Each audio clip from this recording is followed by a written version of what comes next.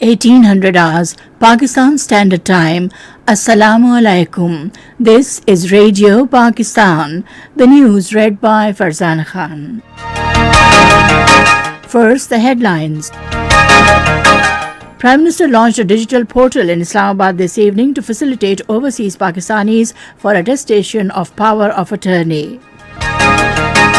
Foreign Minister has expressed Pakistan's full support to the Digital Cooperation Organization agenda for digital economy, trade and industrial development. Pakistan has rejected its designation by the United States among the countries of particular concerns for religious freedom, terming it as arbitrary and selective assessment. In Indian illegally occupied Jammu and Kashmir, complete shutdown will be observed tomorrow against extrajudicial killing of civilians by the Indian troops in Srinagar. The United Nations Special Representative on Afghanistan has urged the international community to find ways to provide financial support to Afghan people in the wake of looming humanitarian crisis. The first T20 of three-match series between Pakistan and Bangladesh will be played at Dhaka tomorrow. And now the news in detail. Prime Minister Imran Khan launched a digital portal this evening to facilitate overseas Pakistanis for the attestation of power of attorney. A memorandum of understanding between the Ministry of Foreign Affairs and NADRA was also signed at the ceremony. This portal will be linked with NADRA's database and it is initially being launched for 10 countries. The portal will also save time and money for overseas Pakistanis and will fulfill all legal requirements. Special Assistant on Climate Change Malik Amin Aslam says the world is acknowledging Prime Minister's Imran Khan's vision of tree plantation and carbon-free energy. Addressing a seminar on climate change in Islamabad today, he said the Prime Minister's pollution-free program was presented at the recently held Glasgow Climate Change Conference, which was appreciated. The Special Assistant said Pakistan's Green Vision Plan is a source of pride for the country in the world. He said the government is considering bringing a new program to align overseas Pakistanis with the country's green initiative. Foreign Minister Shah Mahmood Qureshi says Pakistan desires for promotion of joint efforts to benefit from the information and communication technologies to achieve common objectives of digital transformation and socio-economic progress. He was talking to Secretary General Digital Cooperation Organization Dima Ali Yahya in Islamabad today. The minister said Pakistan values its strategic partnership with Digital Cooperation Organization.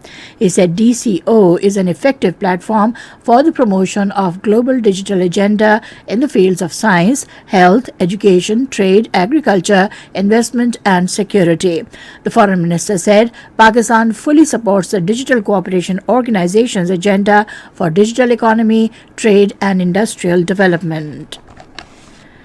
Pakistan has rejected its designation by the United States amongst the countries of particular concerns for religious freedom, terming it as arbitrary and selective assessment. In his weekly news briefing in Islamabad today, the Foreign Office spokesperson Asim Iftikhar said the designation is completely against the realities on the ground and raises serious doubts about the credibility of this exercise. The spokesperson said Pakistan and the US have been constructively engaged on the subject at the bilateral relations, and this is a fact regrettably overlooked by the US. Asim Iftikhar said religious freedom and the protection of the rights of minorities are guaranteed by our constitution and ensured through a range of legislative, policy and administrative measures.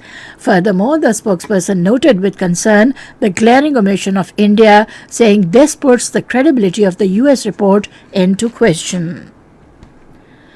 Pakistan and China have signed a memorandum of understanding to jointly build an international innovative community of medical device and value chain for the purposes of benefiting human health.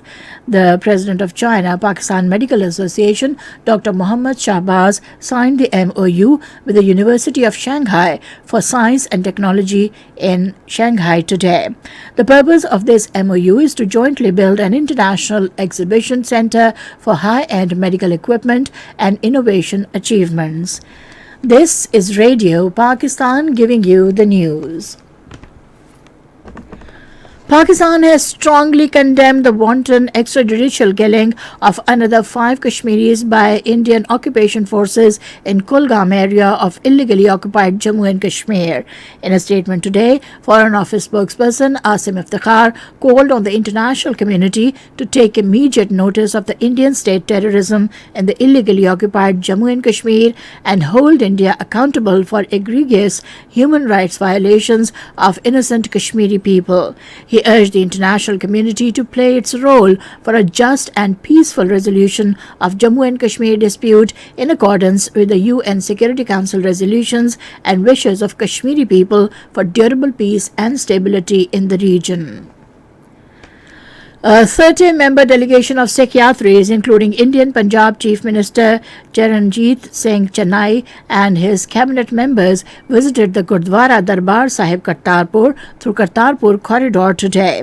He visited Gurdwara Darbar Sahib on the second day of the opening of the route, which remained suspended for 20 months following the COVID-19 outbreak.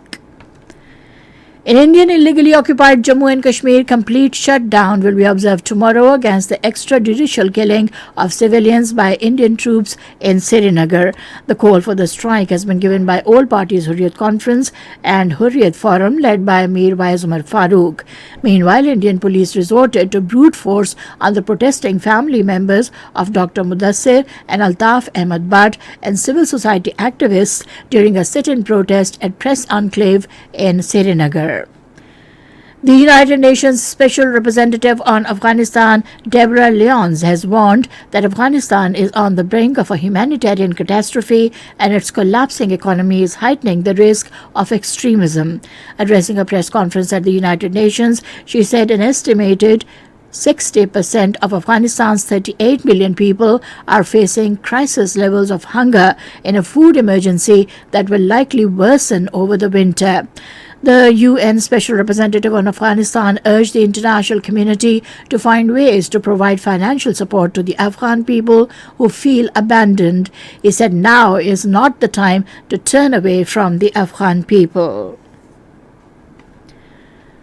United Arab Emirates and Israel today signed an agreement to jointly design unmanned military and commercial vessels. According to a joint statement, the 17M unmanned surface vessels would be designed to carrying out security operations, minesweeping and surveillance, among the other capabilities.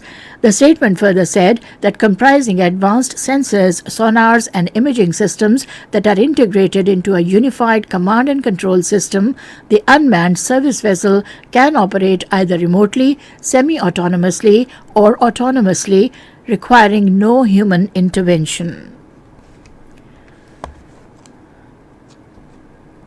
In Sudan, the security forces fired tear gas to disperse the demonstrators protesting against military takeover in Khartoum a day after 15 people were killed in clashes with the forces.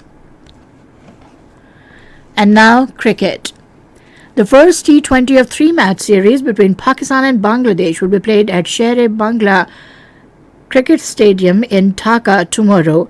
The match will start at 1 p.m. Pakistan Standard Time. In their tour to Bangladesh, Pakistan will also play 2 test matches against the host team.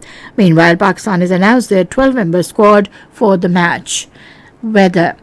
Mainly cold and dry weather is expected in most parts of the country during the next 12 hours. However, smog with fog is likely in the plain areas of the Punjab. And that is the end of the news. For more news and analyses, log on to our website radio.gov.pk and also watch live video streaming of our bulletins on the link facebook.com/Radio Pakistan News Official.